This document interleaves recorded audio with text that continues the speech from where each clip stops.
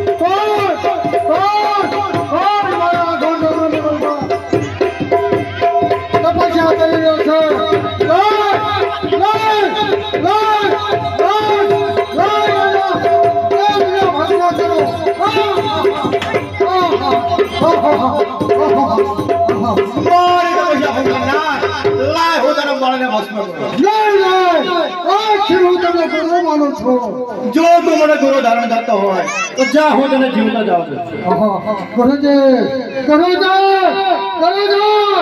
મારું મોત ક્યાં છે